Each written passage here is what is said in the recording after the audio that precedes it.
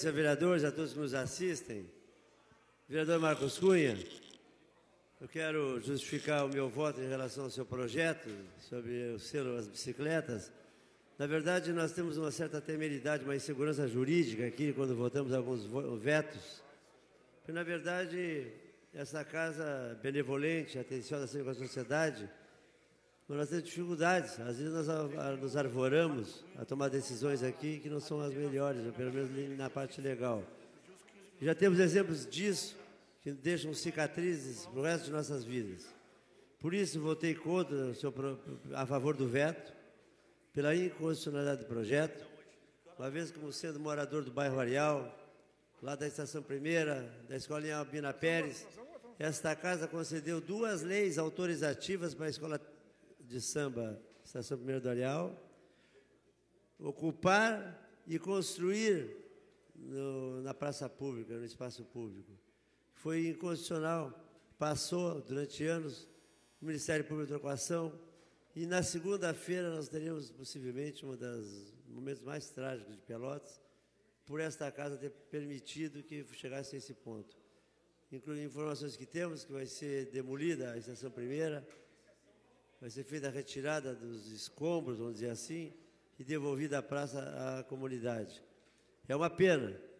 Por isso, essa insegurança jurídica, por isso que votamos a favor do veto.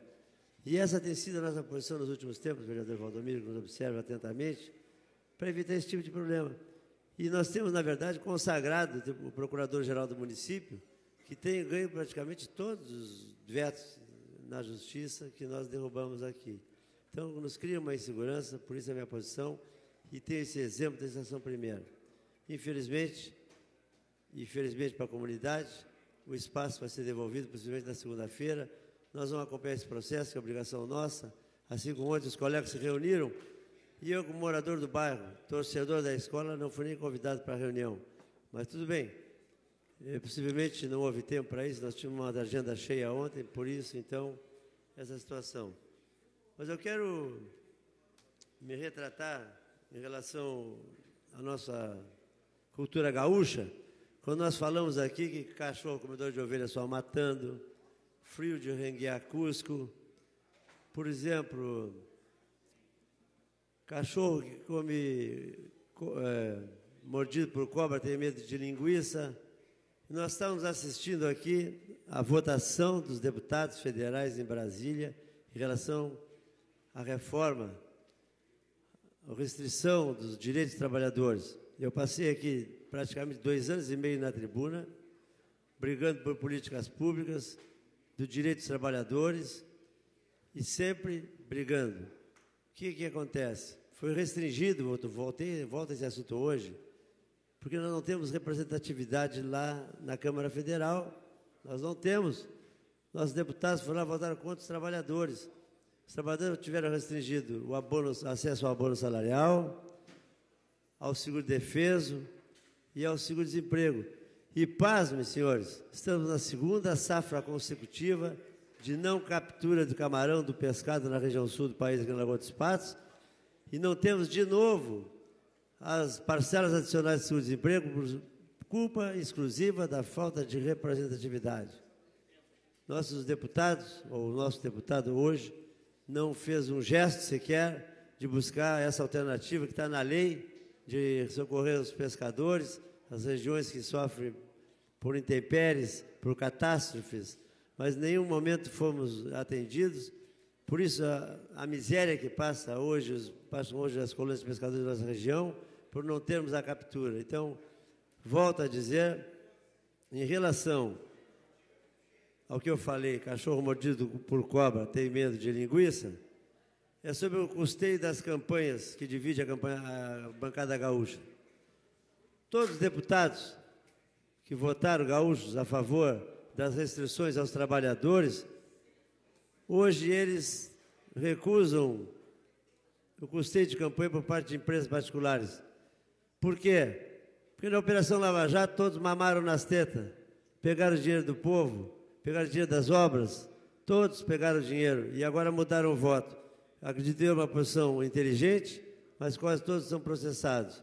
E eu falo isso porque há mais de um ano eu falo aqui nessa tribuna porque enquanto todos aguardavam a lista de Janot, eu apresentei aqui a lista de Janot.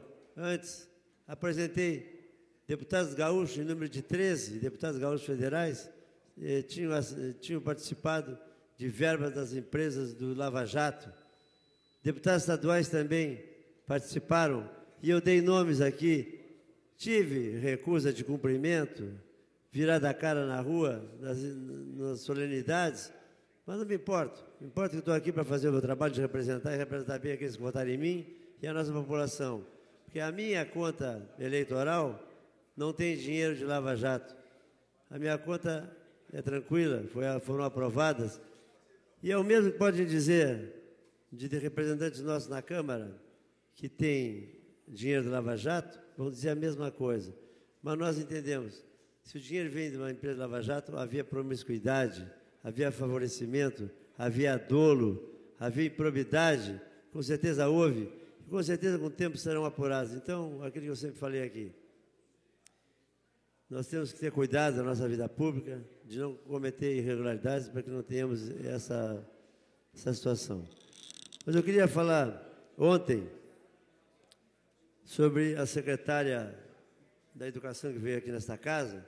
Eu a cumprimentei pela forma democrática que ela se comportou, e não poderia ser diferente, mas atendeu a todos.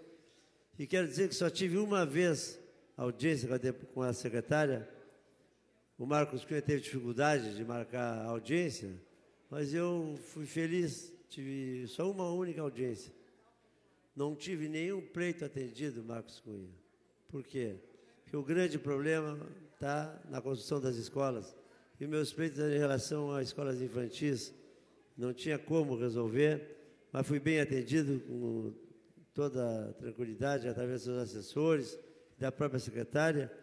E acredito eu que tivemos várias oportunidades onde discutir. Uma pena que ontem nós tentamos transformar uma audiência que era para falar sobre as obras paralisadas, e transformamos uma audiência sobre educação, onde houve muita demora e pouca eficácia, porque ela não tinha como responder a tudo. Mas eu quero dizer que eu fico muito triste, porque onde eu moro, uma zona de vulnerabilidade, na região ali do Darcy Ribeiro, Bom Jesus, Jardim Europa, Vasco Pires, nós estamos com as obras nem iniciadas, no caso.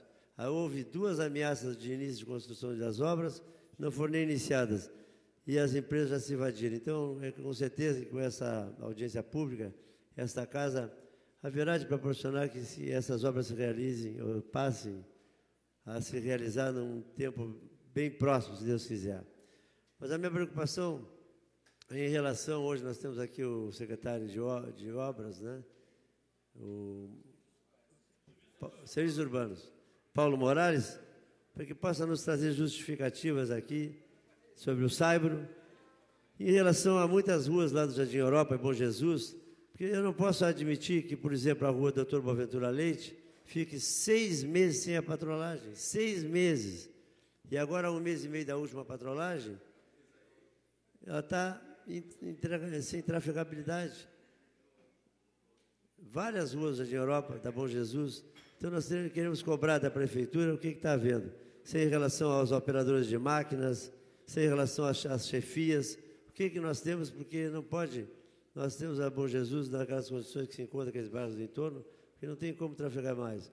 As pessoas reclamam para nós, porque nós somos do bairro, somos legítimos representantes e temos enormes dificuldades em justificar, porque não tem porquê. Temos máquinas novas, novos operadores e não funciona. Eu sei que existem problemas de precipitações pluviométricas seguidas, mas se o trabalho for bem feito, com ensabramento, como a forma de patrulhar as ruas, a limpeza das valetas, limpeza de bueiros, tudo se resolve. Então, senhor presidente, no momento era isso que eu tinha que informar e até a próxima oportunidade.